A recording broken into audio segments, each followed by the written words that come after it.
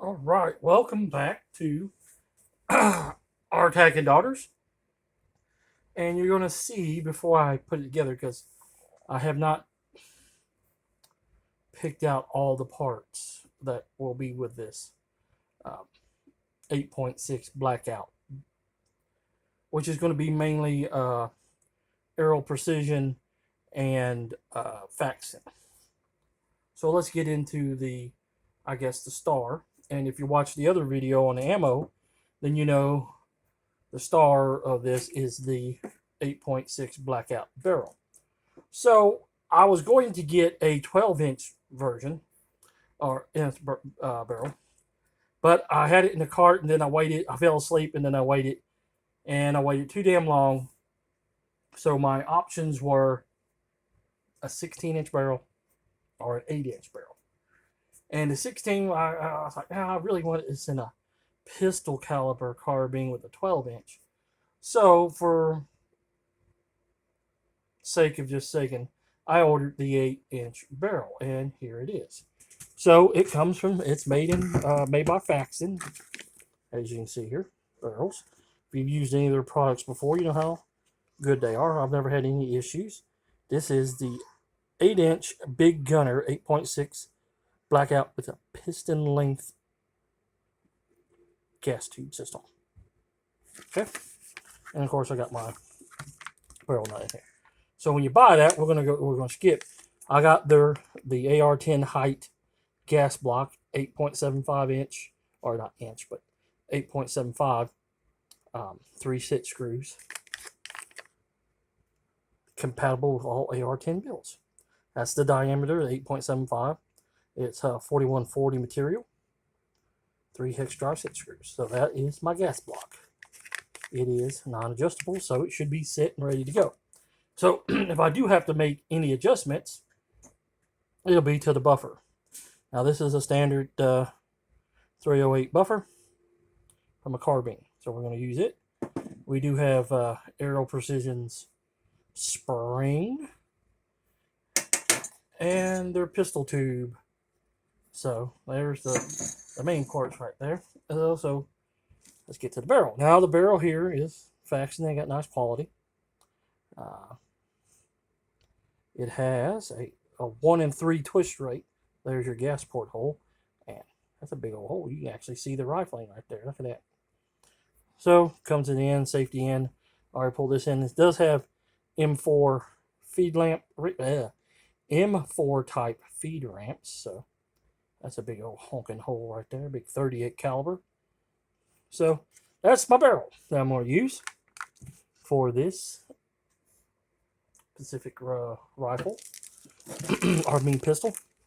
We got our pistol length gas tube made by whoever that is. I can't remember.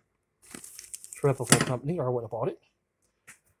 So then the next thing is I had to start looking for a brake because you can't use a standard 308 brake because the barrel thread is M18 by 1.5, so it's metric. So you have to use a 338 caliber muzzle brake. And I was looking around. I was like, do I want a short one? Do I want one? I ended up with a 3-inch muzzle brake from Predators.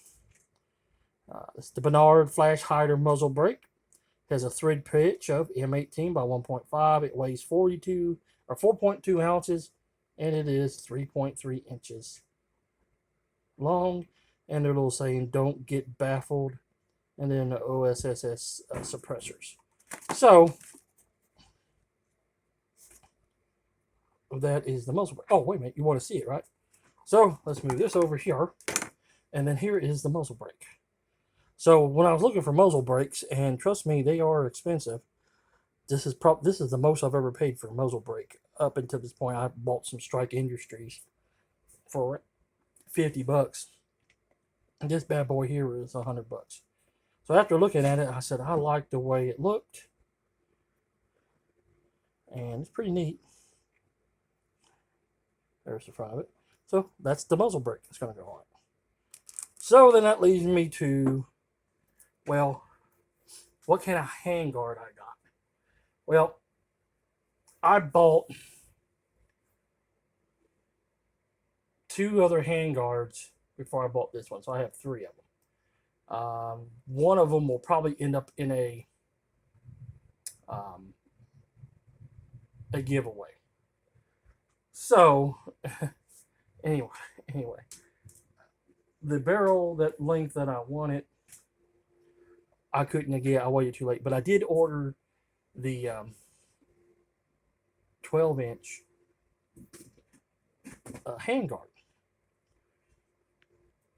So I bought the 12-inch handguard for that barrel, and anticipating for the barrel release. Well, I fell asleep and didn't get the 12-inch barrel that I wanted, so I had to get another one. So I was looking around, and then I found there were slim pickings for this 308. So I'm still looking for a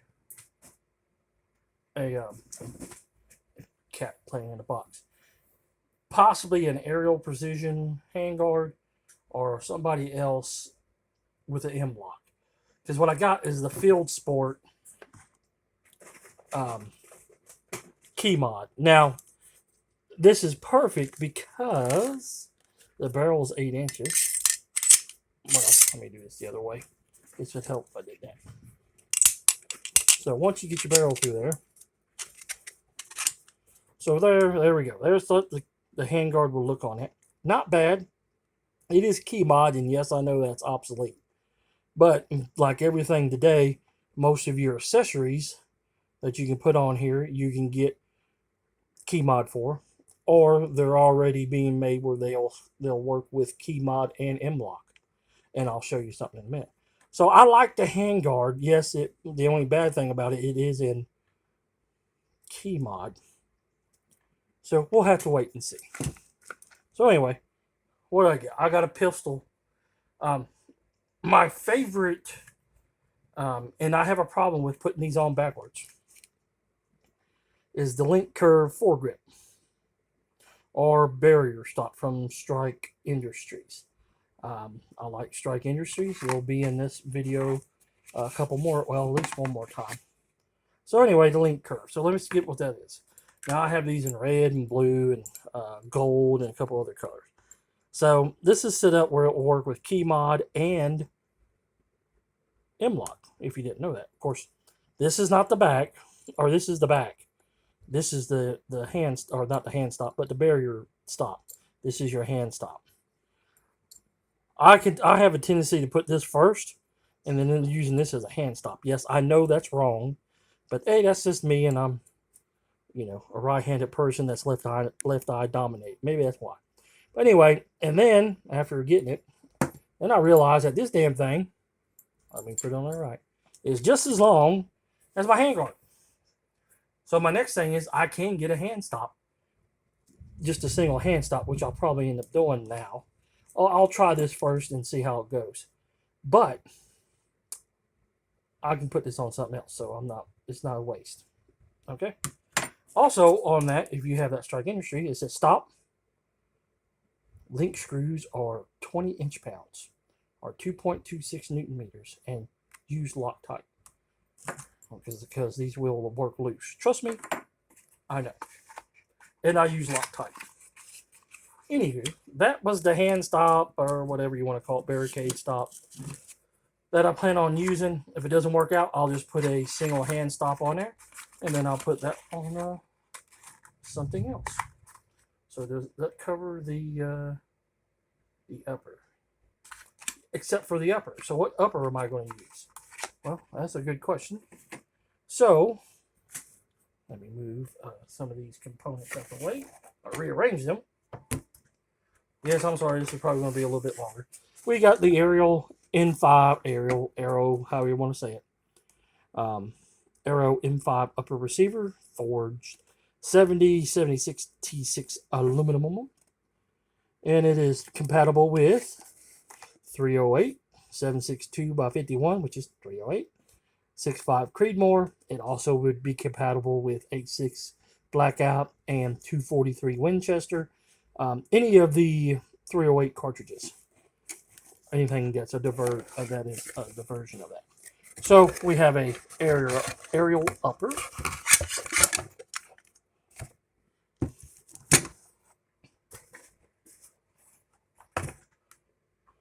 We have an aerial bolt that is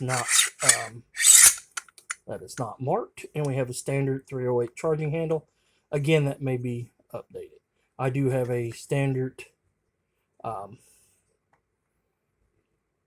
dust cover for it, and I do have a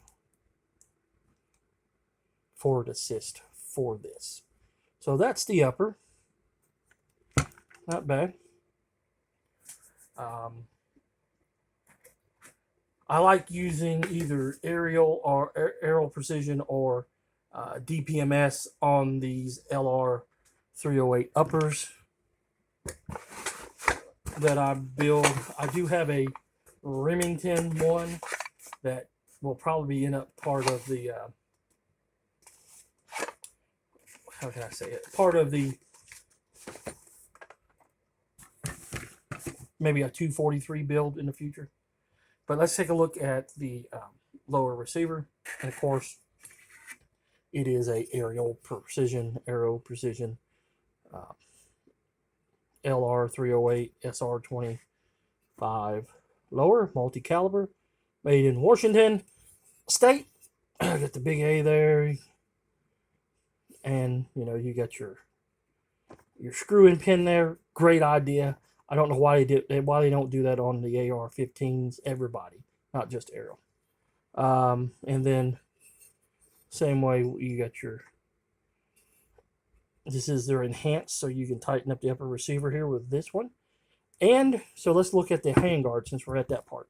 And you don't have no trigger guard here. It's one piece, which is okay. And this does use standard AR-15 internals. I don't know which trigger I'm going to put on this. Usually I would use my Anderson enhanced trigger, but I'm thinking about doing a drop-in trigger with this build, so I hadn't decided as of yet. And I must get something I got to decide, because that's one of the last things I got to get, other than maybe a different handguard. So we're going to use my favorite AR-15 pistol grip here as soon as I get the box. I got it out of the box. It is the Magpul MOE Plus, and they make the K Plus too, and I like the K as well. But this is the only one I've seen locally. It is rubberized. It's got the rubberized grip. Feels good in the hand, and of course, with this one, it's got the double hole there. One for the grip nut or grip bolt, and then the other one's to adjust your tension on your upper receiver. Great idea from a Marine. I got family members and friends that are Marines, so I like to give them a hard time, because obviously somebody got the great crayon for coming up with this one. If they didn't, let me know. I'll send you a great crayon in the mail. Anyway, so that's my favorite hand, or my favorite pistol grip, with my favorite AR or AR-10 style. I use that interchangeably.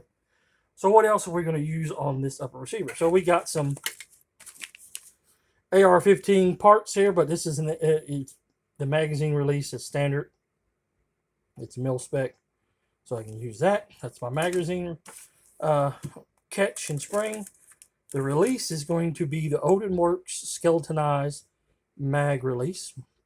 I run this on several of my ARs, and I like it a lot. So what is the rest of the parts for the upper here? Well, that's another ring crush washer. Next is I got a pair of Strike Industries AR-10 SR-125 or SR-25 blah blah blah springs, or not springs but pins. This is the only thing, one of the other things that's on an AR or the M5 SR-25 LR-308, which is a mouthful. I'm just going to say AR-10. On these AR-10 lowers that are not mil spec AR-15, they are definitely longer. So you got to get that. We're good to go. And we got us some oops kit here too, just in case. And the cat's attacking my leg. Stop it, Brady, you little crackhead. Anyway, cat always interrupting me wanting some lovins. So anyway, these are the parts I'm going to use. I may change out the handguard by the final build, and then you'll get at the final build. We'll do that. We'll shoot it and all this, and we'll see about we'll see which if I went with a drop-in trigger or not, and we'll go from there. So please like, share, and subscribe. If you've built a 8.6 blackout, let us know in the comments below. You plan on doing one, let us know in the comments below. What do you think about the 8.6? Is it going to be a Johnny-come-lately deal, or is it going to stay around? It will definitely be one of the rounds that I'll have to load for eventually. So after things get to normal in 2024. So anyway, please like, share, and subscribe. If you would like to be a channel member, costing you 99 cents a month. Or if you want to do a one-time help the channel out, you can get a channel member patch for $20 shipped. Just send me an email, and I'll tell you how to go about getting one. And thanks for watching, and we'll catch you all next time.